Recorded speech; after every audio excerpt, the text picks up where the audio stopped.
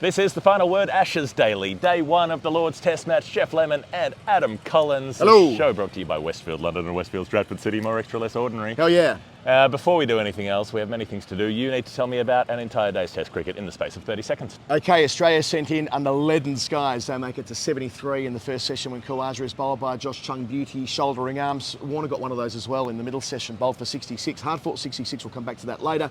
Labuschagne comes in and puts on 102 with Stephen Smith. He's caught behind for 47 from the bowling of ropey Ollie Robinson. Smith, 85 not out by the close of play, puts on 118 with Travis Head, thrashed his way to 77, stumped 2 wickets in 3 balls, 4 balls from Joe Root, but the stumping of Head proved to just hold them in their tracks a wee bit. Smith's still there with Carey overnight, 339.45. Smith well on his way to his 31st Test ton. 33 seconds, pretty good. It's okay. Pretty good. Given I'm absolutely exhausted. Yes, which I thought we should come to first. Given that you got married yesterday, congratulations. Thank you. We've had a lot of congratulations from the listeners and viewers of the show. We appreciate that. Thank you for getting in touch. If you watched the wedding daily, which you did on the way to the ground. I listened to it on the way to the ground. So Henry Moran said to me at the wedding at about 1 a.m, and I think Norcross said something similar. Listen to the show in the morning. They didn't want me to know about the slight commentary box snafu what we had to change this morning. So when I arrived at 8:30 today, next to no sleep, there was a few things that needed doing, but to Henry's great credit, he got most of everything on track, and we got to where, and it was all great today. But yeah, thanks to everybody who said nice things yesterday. The wedding show was hilarious. If you haven't listened to it, it's worth going back in the feed with all the various co-hosts having their say, and it was a truly joyous wedding with so many loved ones, and glad we were able to do it that way, even if it was the day before a busy Lord's Test match. It's me, isn't it? So that's cool. It's memorable, you know, and people, if you had it in a quiet day in September on a weekend when no one was busy, exactly. Well, but you know, this way people will remember it. They'll remember 2023, that was the year. They'll know because they'll know it was an Ashes year, and they'll know it was the year that Travis Head made 77 on the first day, or whatever you choose to take away from it. So England today, the skies, the swing, all the rest of it. It felt like a very timely match, or a session particularly to watch, given we just had the long interview with Carl McDermott, the head groundsman at this ground, in which he told us people view my pitch as some sort of terrifying, monstrous creation that's going to get everybody out, but actually it's a pretty nice place to bat, and it's pretty consistent most of the time. That seemed to hold true today. I felt like everybody got sucked in again to there's a bit of grass on it, it's going to do heaps. It's a much better pitch than last week, so it gave something to the seamers off the surface, which was the main complaint from everybody who played on it last week. There was just nothing there. It was dead from minute one. No carry through to the wicket keeper being a primary problem from session one. This pitch did do all the things you want it to do, especially when bowling from the pavilion end. It was a little bit slower from the nursery end, but yeah, you're right. Once you get in, then you can navigate the new ball. And the new ball was hooping because the overheads were there. It was a really dark red Duke's ball as well. You can kind of see maybe the overheads and the dark sky add to that impression, but they'd probably make it harder to see. I reckon that's an underrated part of it being difficult to bat under cloud. Everyone thinks the ball does a massive amount. NASA says it doesn't. Whether they're right, I don't know, because it's that's not NASA Hussain. That's that's NASA, the other joint, the Aeronautical Space Agency, or you know. Somebody said, "Well, Nash says." Nash says. Therefore, Nash says ball first. If Nash said, I probably would believe him more than I would believe NASA, truth told. But anyway. The Experimental Physics Division at NASA, I believe it was, who said there's no evidence that cloud makes the ball swing more. It's got to be psychological, isn't it? Maybe that's it. I don't know. But it being harder to see, that has to be a factor, right? If you're later to pick up movement through the air, for instance. Yeah. It's a little bit like why do more no balls get bowled from the last ball of an over. Right. I think it's because they exert to get one little extra bit of effort out before the umpire calls over. So it is for this. I think. Why do birds suddenly appear every time that you are near? Just like me, they want to be close to you. So there was that, and there was also the fact that England bowled poorly. Stood out to me today that I was doing the live blog, and it was very consistent that from the first or second ball of the over, Warner would get a single. Yeah. If you're trying to pin Warner down on strike, that's what you're trying to do. First thing as England is put pressure on him, don't let him score, keep him in single figures, and don't let him get off strike. And he got off strike so easily, consistently throughout the morning session. It's funny, wasn't it? Because he played some horrible shots. Was it second ball of the match when he played an old-fashioned get-out shot, horizontal bat? He was saved by the same one he played bounce. in Edgbaston, the one where he chopped on. He played that later and just missed leg stump. He did, but the one I'm thinking of is where extra bounce from Anderson probably saved Warner there. And then the across his stumps premeditated sweep off Broad, which sounds like an England thing rather than an Australia thing, or maybe a Warner version 1.0 12 years ago. But at that point, he was getting worked over by Broad. He bowled a number of, not wobble seam. Remember 4 years ago with Broad against Warner, it was mostly wobble seam stuff, right? This was what Broad spoke about in the lead up to the series, trying to keep the seam straighter, get the ball to swing. So commendable that Broad's trying to do something different. 10:37. Yeah, swinger. Is that the new delivery? Well, what I mean by that is he's trying a different approach to the same adversaries, guys he's bowled at for over a decade. So that was of interest to me in the morning session. He did create a chance. It was a bad drop from Ollie Pope at fourth slip. He had to go and cross in front of third slip Harry Brook, but he got there in time. He maybe got there too early. And that gave Warner the chance. I think he was on 20 at the time. Gets to lunch. Khawaja leaves one from Tongue. We might talk about Tongue in a bit more depth in a sec. Just before lunch, last over before lunch. And Khawaja's, kind of sort of dropped. Some places were calling it a drop. He edged that one early into the cordon. Khawaja from James Anderson, where Root's going forward, and maybe it just bounces in front of his hands. I'm not sure you could. It's like a 20% drop catch. Like one of those that if you want to be really harsh, you can call it that. But the lived experience is if you're Cameron Green, they stick. If you're not Cameron Green, if your arm is 8 feet long, and has things to do with whales, then you might be able to reach that ball. If you're a regular person with regular arms, then like us in the press box typing like T-Rexes because of the little get some bigger arms, the little desks up there. Yeah, get some bigger arms.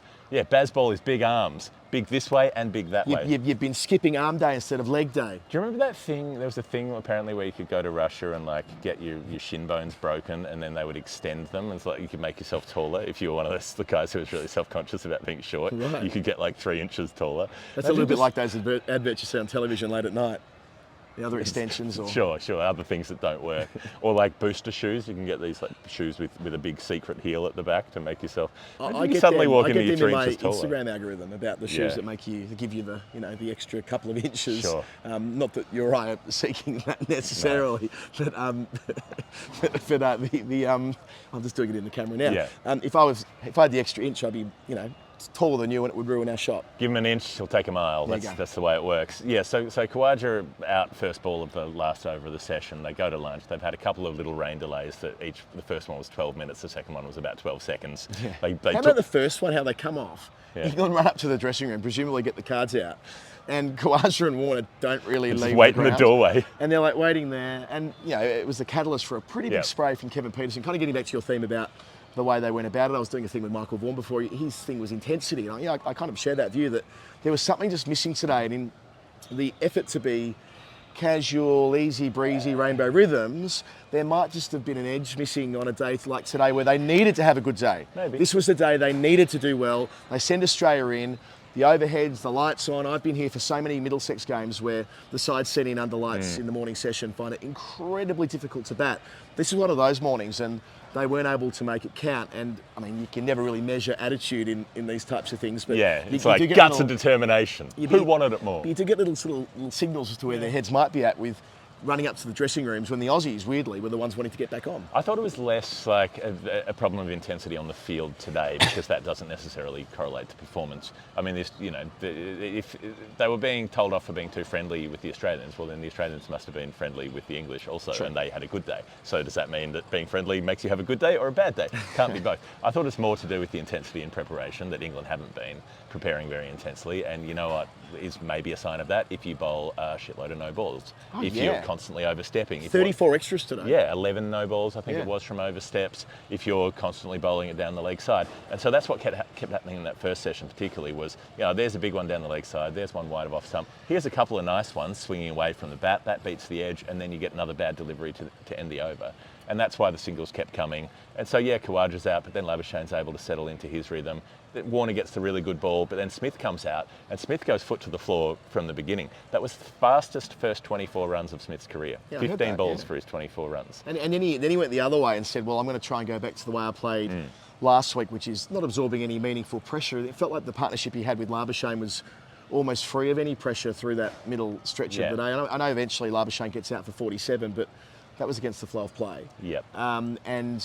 Smith was able to just get into his happy place, jumping across his stumps, fiddling with his helmet and his shoulders and whatever else he was doing today. He's gone back to all of those bits and bobs, but it's working at the moment. Missed out last week, of course, but made a fortnight ago in the World Test Championship finals. He's not seen them poorly. Yeah. Let's keep things in context. I know there was a little bit like that. I saw some commentary about, I mean, he's not as good as he was when he was a certified freak 7 days a week, but he is still better than almost everybody else. And yeah, he did make 100 2 weeks ago. And in a way, he was letting them. Well, it didn't really matter what they did. He was all good. The more curious part to me was when Travis Head came in. Mm-hmm. They actually started first 10 balls to him were quite good, but then he hits 5 boundaries in 9 balls or something like that to get going, as we so often see with him. 2 men out on the leg side for the short ball. Now, I know the conditions were different today and they were probably trying to nick him off early on the way that Head was vulnerable earlier in his career. I get that. But surely if you've got an approach that must have played some role in his dismissal in the second innings at Edgbaston, and they went that way in the first innings too, where he made 50, but not without some chances early on. Fly slip, fielders at deep third and so on. He made 100 in very similar conditions to this at the Oval a fortnight ago, where many of the short balls were taken on from the outset.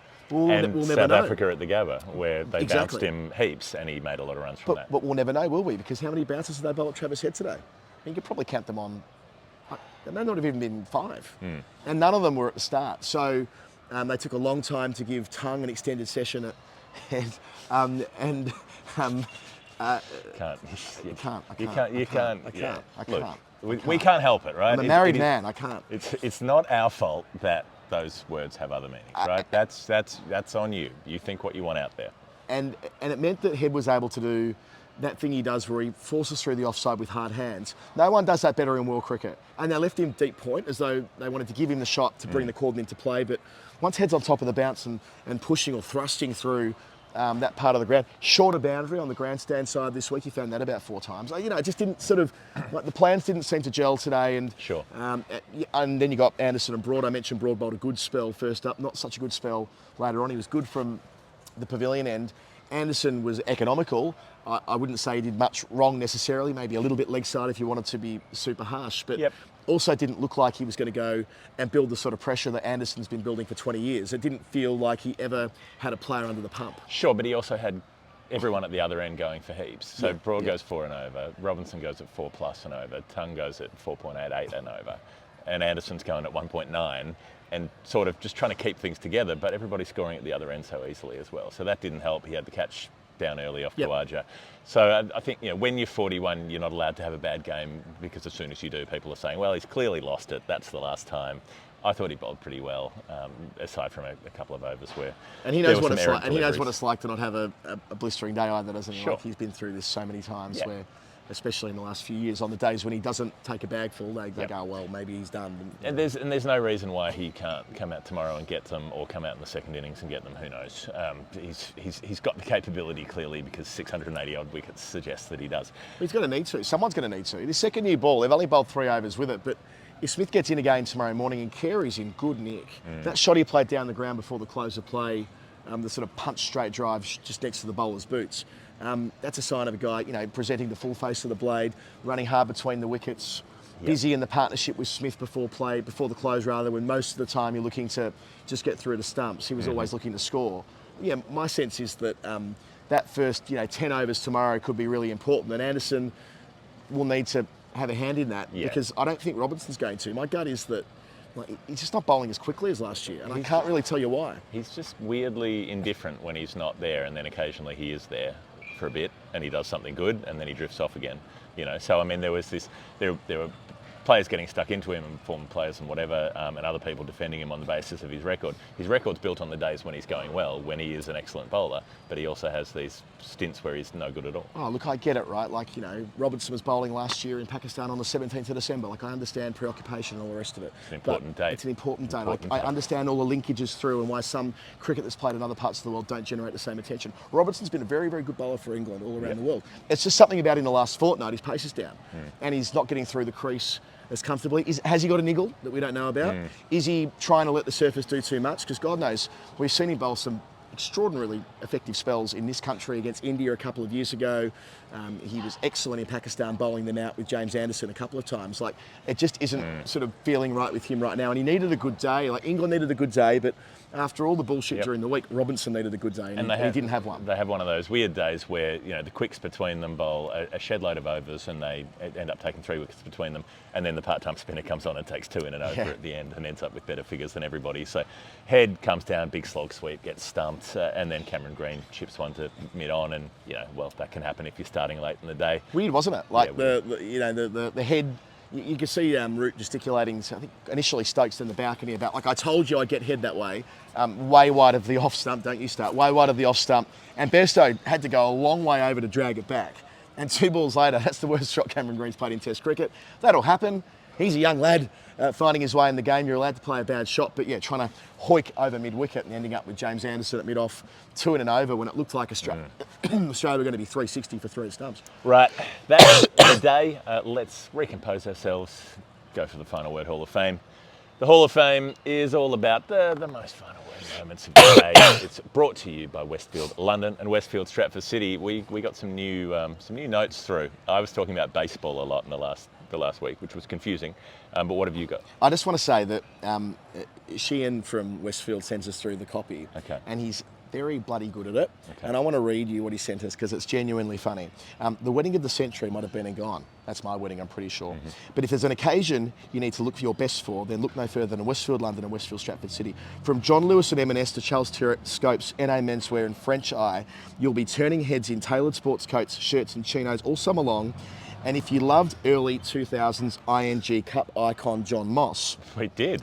Then you'll love Moss Bros too. Moss Bros made me my tuxedo for last night.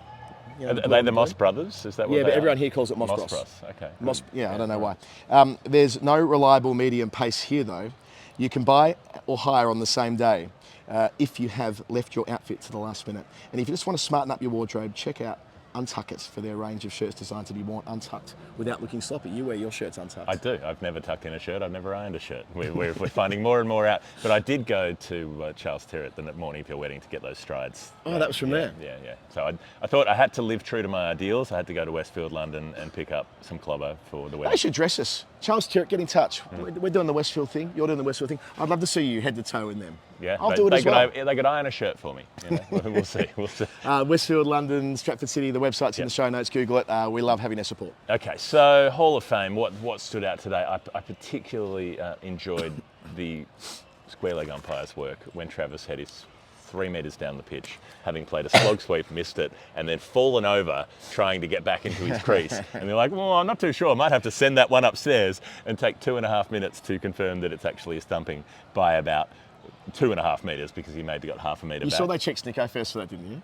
To make it even longer, they went through the technology. I felt sorry for Murray Rasmus because that's in the protocol. They have to do that. But sure. Head was up the stairs by the time they got to the projection, so I enjoyed that as well. And Labuschagne taking 7.5 minutes to get off the ground. He's disappointed because he nicks the ball outside off stump again, which he's been working assiduously at not doing. You check Burrett Sundaresan's Twitter feed for how exactly Labuschagne's been working on that over the last few days. But he sort of wandered off one way, then he came back to the other side of the pitch, then he walks up to Smith like he's going to talk about reviewing. He already knows who's hit it.